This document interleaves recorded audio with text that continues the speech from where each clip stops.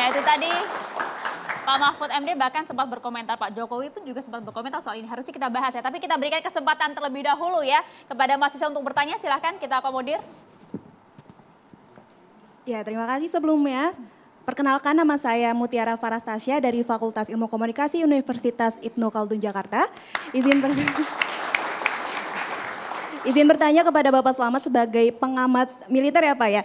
Terkait pada saat debat Capres nih Pak, ada batasan-batasan yang rahasia negara yang dapat dibukakan atau dirahasiakan. Nah menurut Bapak itu batasan negara yang dirahasiakan tuh apa dan dibukakan tuh apa dari konsep dari tema pertahanan pada saat debat Capres. Nah yang kedua pertanyaan saya sebagai generasi Z nih Pak ya. Kita kan nantikan pada tahun ke depan banyak dari Gen Z yang banyak yang memilih nih. Nah tahun ini ya, oh ya mohon maaf tahun ini, tahun 2024 dari Gen Z banyak yang memilih nih ya Pak ya.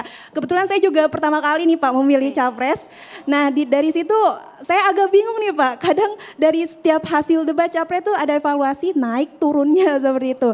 Nah bagaimana nih Pak supaya kita bisa secara konsisten ya, secara objektif nih untuk memilih terkait Capres dari hasil debat Capres sebagai Gen Z saat ini. Terima kasih sebelumnya. Assalamualaikum. Terima kasih banyak. Langsung saja dijawab. Bung Ginting.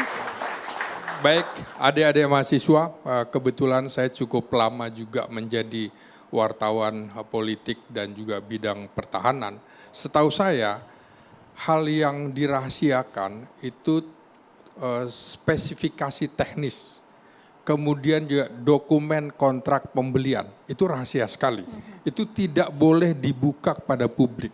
Spesifikasi teknis misalnya ada berapa kekuatan untuk hulu ledaknya dan segala macam. Karena biasanya hanya misalnya pembelian Mirage 2000 versi 5 misalnya. Tapi tidak diungkapkan kelebihannya apa, kekurangannya apa, daya gempurnya seperti apa, tidak. Itu dirahasiakan. Nah, persoalan misalnya pembelian pesawat tempur Mirage 2000 versi 5 yang saya tahu, dalam pembelian alutsista itu tidak ada sebenarnya kata bekas atau baru. Tapi yang paling terpenting adalah misalnya karena itu dimiliki oleh Qatar, Qatar wilayahnya itu tidak luas, maka kemudian daya jangkau yang digunakan pesawat itu tidak terlalu jauh, tidak terlalu banyak yang dipakai. Sehingga kemudian ini ketika Indonesia ingin membeli itu tidak langsung seperti kita membeli motor atau mobil bekas langsung. Tapi kemudian harus koordinasi dengan negara pembuatnya seperti Prancis. Maka kemudian dari Qatar menghubungi Prancis dan Indonesia juga menghubungi Prancis. Kemudian itu diretrofit atau dinolkan kembali.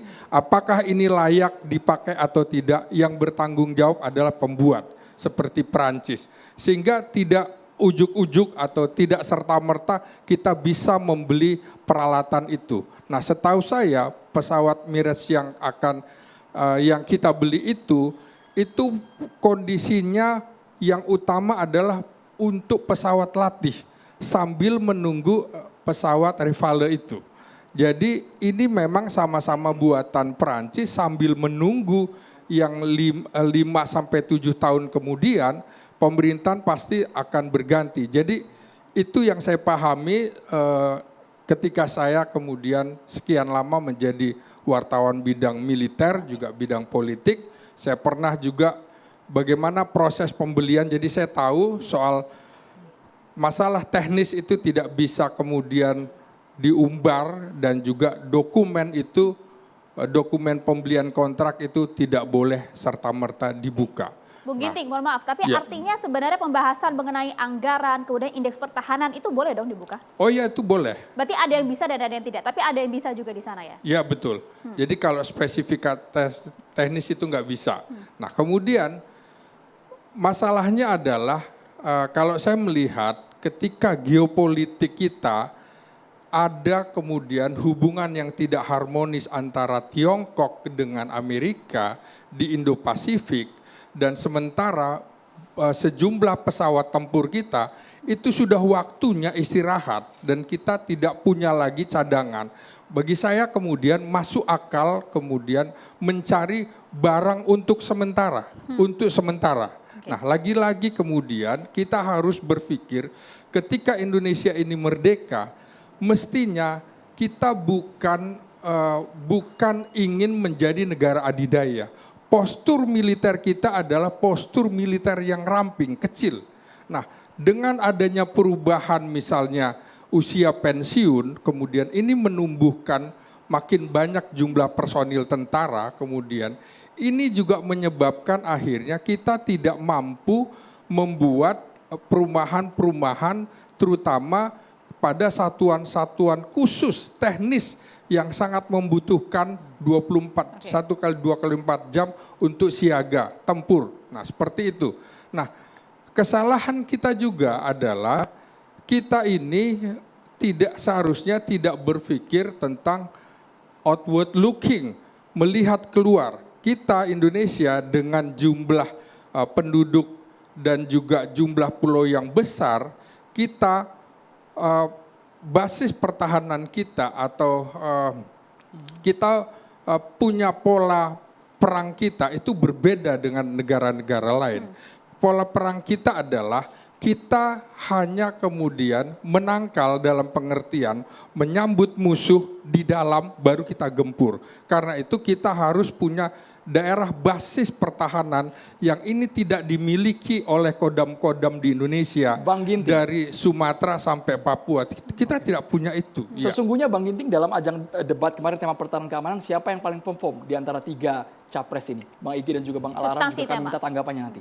Ya, saya melihat begini ya, yang paling siap menurut saya tentunya adalah seharusnya Prabowo, karena ini untuk menjelaskan apa yang seharusnya telah dilakukan dalam 4 tahun menjelang 5 tahun belakangan ini.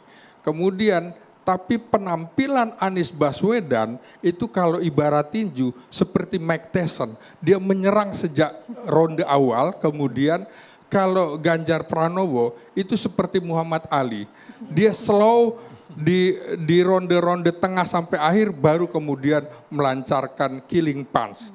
Nah ini yang... Bang Al-Aram sama, ada Mike Tyson, ada Muhammad Ali, kalau Bang Al-Aram jangan-jangan lapangan hijau nih. Pertama, saya rasa debat tadi malam secara objektif kita harus nilai bahwa Pak Ganjar lebih unggul, disusul Pak Anies, dan terakhir Pak Prabowo. Gitu ya, secara objektif. Hampir semua data menunjukkan itu. Artinya orang menganggap bahwa Pak Ganjar dan Pak Anies mempersiapkan dengan matang argumentasi, ide, gagasan termasuk data. Jadi poin plus buat Pak Ganjar dan Pak Amin tadi malam tuh. Poin minus buat Pak Prabowo. Anda bisa lihat di berbagai media, saya nggak perlu nyebutkan medianya, nanti nggak enak sama TV One kan ya kan. Banyak data menyebutkan seperti itu. Nah kenapa demikian? Karena seyakin-yakin saya bahwa timnya Pak Ganjar dan timnya Pak Anies memberikan feeding yang cukup matang terhadap kedua kandidat ini dan itu diterima. Perlu diingat 2 orang ini bukan memiliki background pertahanan loh. Tapi tadi malam sangat amazing berbicara tentang pertahanan. Sementara Pak Prabowo yang memiliki background pertahanan justru tidak bisa membantah pertanyaan-pertanyaan dengan data-data yang harus dia miliki. Seorang menteri pertahanan kan banyak tuh dirjennya. Saya mau debat nanti malam data taruh aja di meja. Nah itu dia, semua berbicara mengenai data Bang Araf. Iya. Apa yang dipertanyakan oleh Mas Ganjar dan juga Mas Anies pada saat debat itu merupakan suatu kerahasiaan atau tidak? Atau seharusnya bisa disajikan saja datanya oleh Pak Prabowo? Sangat bisa disajikan. Kenapa? Karena pertanyaan Pak Anies itu sesuatu yang tidak rahasia. Pertanyaan-pertanyaan Pak Anies adalah terkait dengan perdal, perusahaan dalam atau orang sering disebut pihak ketiga atau sering disebut broker yang disebut dengan PT TMI, ya kan? Yang kedua terkait dengan food estate. Itu tidak rahasia. Itu sesuatu yang dijelaskan oleh Pak Prabowo. Apakah benar ada permainan pihak ketiga dalam pengadaan alutsista? Kita harus membongkar sesuatu yang di bawah permukaan ke atas permukaan. Saya terima kasih buat Pak Anies. Debat kali ini memberikan ruang yang luar biasa terhadap kita tentang sektor pertahanan. Karena memang dugaan-dugaan permainan, dugaan-dugaan penyimpangan dalam alutsista itu menyakitkan dan menyedihkan kita. Kenapa? Permainan-permainan pihak ketiga itu membuat kondisi alutsista dalam kondisi underspec, di bawah standar. Akhirnya para prajurit seringkali menggunakan alutsistanya jatuh, kecelakaan, dan beberapa kali membahayakan.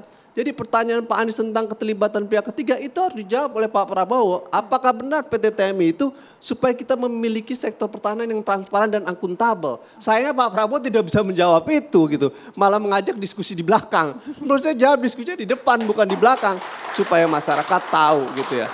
Nah, kalau Bung Daniel tadi udah bisa menjawab, seharusnya yang menjadi kandidat presiden Bung Daniel bukan Pak Prabowo tadi malam. Karena Bung Daniel bisa lebih menjelaskan malam ini gitu ya. Benar, buktinya dalam waktu singkat Bung Daniel bisa. Tapi saya mungkin feeding dari Bung Daniel ke Pak Prabowo. Belum nyampe. Bukan belum nyampe, tidak diterima oleh beliau. Yang kemudian terlalu overconfident. Nah karena gue Menteri Pertahanan, bekas prajurit, mengetahui segala macam. Feeding dari tim akhirnya tidak bisa dimatangkan oleh beliau. Berbeda dengan yang paslon 1 dan 3 justru menerima itu dan mempelajari itu. Gitu. Pertanyaan Mas Nah Ganjar. meski catatan belum semuanya yang disampaikan oleh Bung Daniel tadi benar. Banyak beberapa catatan yang saya bisa koreksi terkait dengan pernyataan itu gitu ya. Misalkan soal miris tadi. Saya rasa tidak bisa bantah. Pak Juwono menyampaikan itu di berbagai media, Tempo dan lain sebagainya pada era 2009. Sehingga itu dikutip oleh Pak Anies. Itu sesuatu yang nggak salah, benar-benar saja gitu ya. Iya ada di media, Mas tinggal lihat. Pernyataan dari Pak Ganjar terkait dengan data-data itu. Data-data dari lembaga internasional tentang kondisi alutsista itu sesuatu yang sah-sah dan wajar saja. Kalau Bung Daniel menggunakan data lain ada yang menganggap lebih tinggi, itu juga silahkan saja. Karena apa? Banyak perspektif dalam melihat konteks pertahanan dan data itu.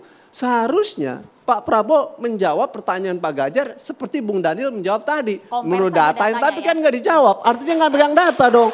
Berarti Anda nggak siap berdebat, menurut saya sederhana, jadi nggak ada yang bohong dari Pak Ganjar dan menyampaikan data tadi. Terkait anggaran sebenarnya memang akumulasinya kurang lebih 700 triliun. Cuman memang secara keseluruhan akumulatif bukan hanya untuk alutsista. Ya mungkin di level itu. Catatannya banyak juga yang dari Mas Al-Araf. Kami banyak, yakin gemas banyak. sekali Bang Daniel ingin menanggapi. Tapi kita boleh ke Bang Ege Saya dulu, lebih Mas gemas Al-Araf. tadi yang pertanyaan Pak Daniel itu. Kita ke Bang Ege beberapa dulu. hal gitu. Karena Bang Ege yang hadir langsung di lokasi tahu persis suasana Nanti yang kebatinan. soal rahasia saya Apakah bisa memang lebih betul? detail Mas. Itu. Semua rahasia dibongkar Boleh malam dikit hari nggak ini. yang soal rahasia? Semua rahasia dibongkar malam hari ini. Yang rahasia. Boleh.